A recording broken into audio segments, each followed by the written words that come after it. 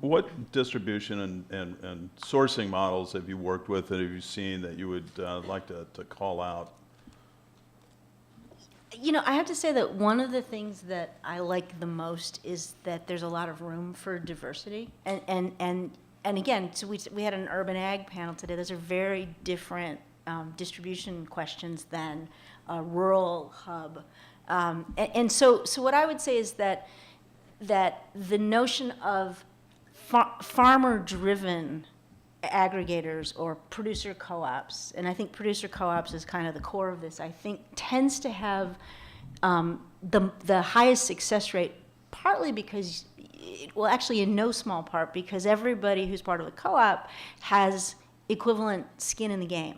And there's some, you know, they're all there because their livelihoods depend on it. So what I would say is that whenever I've seen a farmer-driven co-op or similar model, that's what's most successful. Now, you always have one or two people who are driving that. And I would say the other thing that I'd look at is just like any business, it's the entrepreneur who's leading that charge who's also going to be really critical to the success. So I would say it's that, you know, it can come and it can be seeded from other kinds of organizations, but it's got, the ones that have had the most impact are coming from the producers first, and there's just really committed individuals who are building the system. And then for those co-ops prior to technology that still exist and grow, something like the Tuscarora Growers Co-op, for instance, which is one of the early leaders they're based in Pennsylvania, they've built processes that have been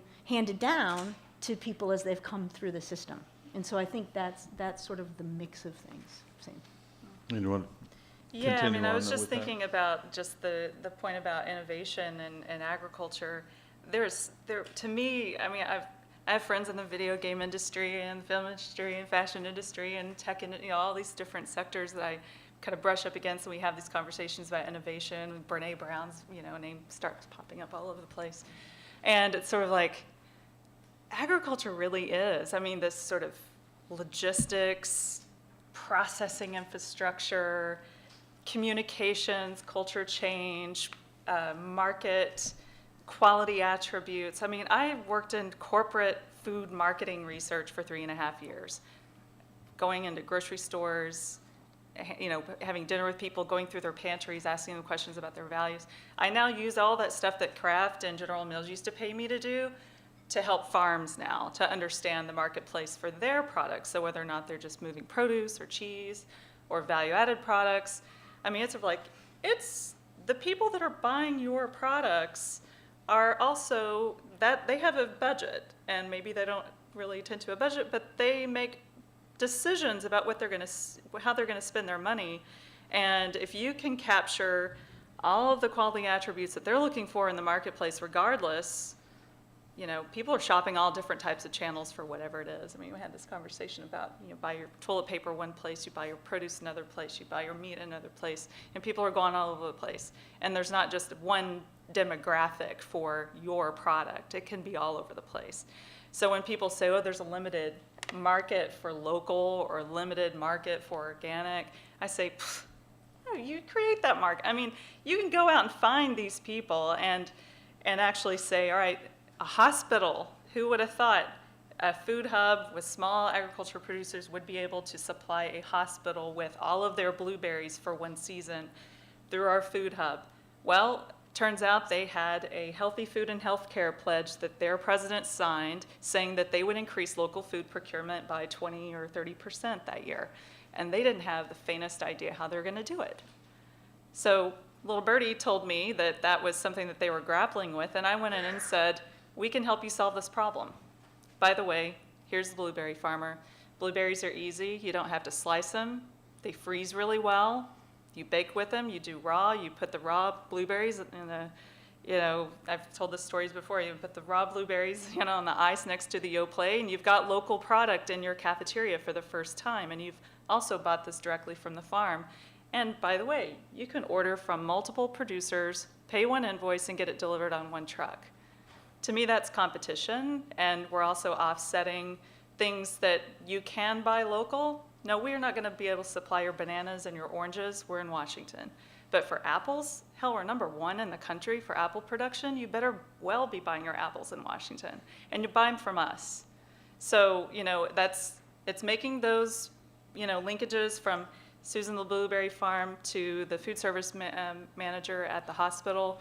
And you get in the door with a gateway product, and then you introduce them to more products. And oh, by the way, the squash producer breaks down that 40-pound squash into cubes. So all you have to do is cook it off into soup.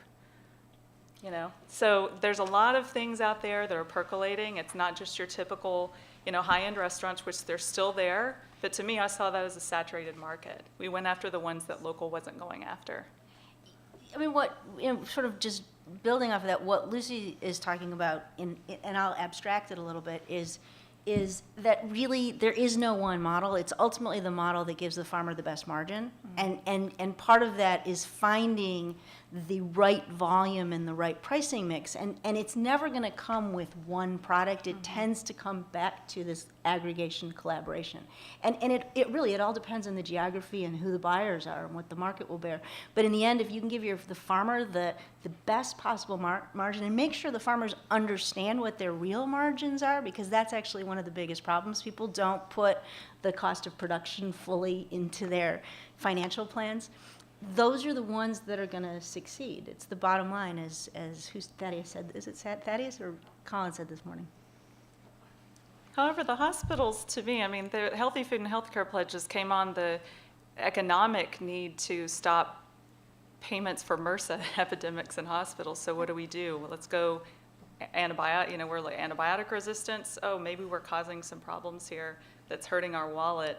And maybe we need to start going for grass-fed beef and grass-fed dairy products and organic products and all the things that are putting all these people in our hospitals to begin with. Maybe we need to take charge of the food system that's actually costing our hospital more money and get our employees more, fit and give them more access. So to me, the hospitals were like, we got to get in there because they're ripe for this. It's an economic need for them as much as it is for the farmers who are working through the food hub. For their employees, but not for their customers.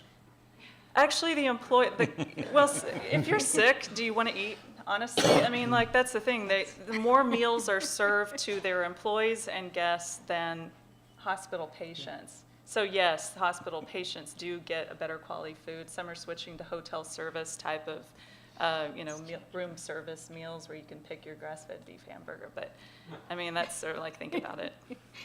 It's early days, as we keep hearing. It'll get there. So on the last, we're going to move in here in a couple moments to the audience questions, but